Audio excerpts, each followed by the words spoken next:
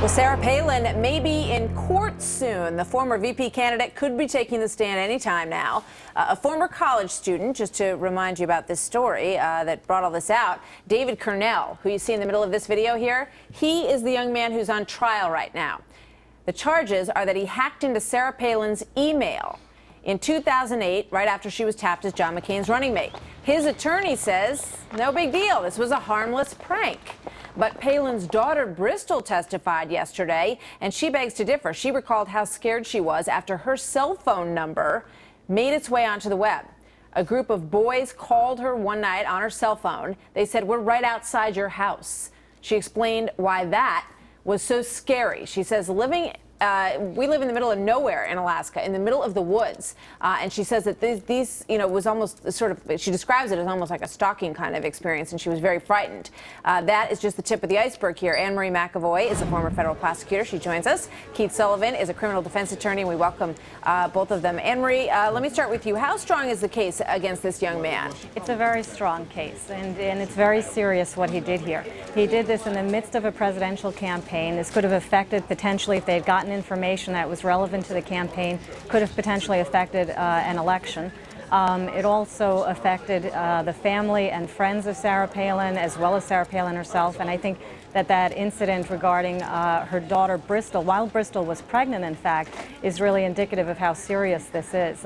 He wasn't accused of actually having done any of those calls, but it was his actions that led to that. He's facing up to 50 years in prison for what he's done. That's a lot of time for a young man. Keith, you have a different take on all this. Sure, Martha. Let's be perfectly clear that these cyber cases and internet cases, because of the digital fingerprint that is left out there in cyberspace, are very difficult to defend. That being said, this particular case was nothing more than a college prank that went wrong. There was no harm done. The biggest outcry here is that Bristol Palin had to go about 6 weeks without the use of a cell phone, and for a 17-year-old, certainly that's tragic. In this particular case, there are several issues that may come up on appeal if this individual is convicted. First of all, during voir dire of the jurors, both sides want an impartial and unbiased jury. The defense attorney was precluded from eliciting from the jurors what their political feelings and what their political backgrounds were, and especially their feelings towards Sarah Palin.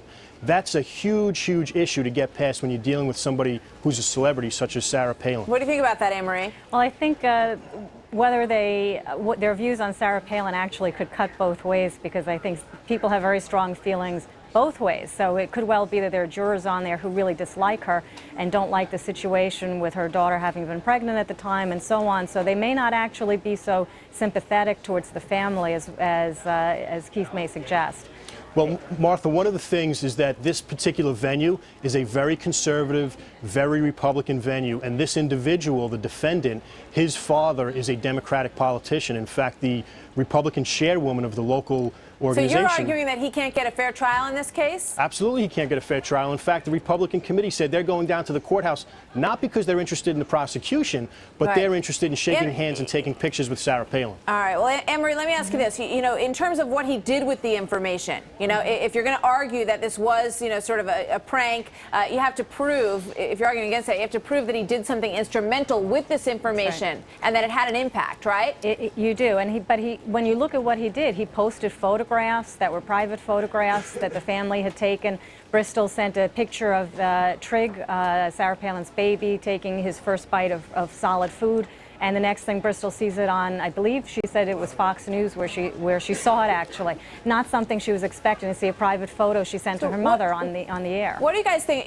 What kind of time are we talking about here in reality? Anne-Marie, and then I'll go back to you. Certainly, I can't imagine he's actually going to get 50 years for this, but he will. There's a good chance if he gets convicted, I think he'll certainly spend a few years in jail for this. I mean, there has to be a message sent here. His father was involved with the Democratic Party. This was during, a huge campaign. You can't just allow people to hack into. All right, but you got to stick to the fundamentals of the case. I got to go, Keith. But how much time do you think he gets, if any? I think he should get probation and nothing more. A slap on the wrist. All right, Keith Sullivan, Anne-Marie McAvoy, thanks very much, you guys. We're going to be watching this case, of course, as it plays out. Good to have you with us today.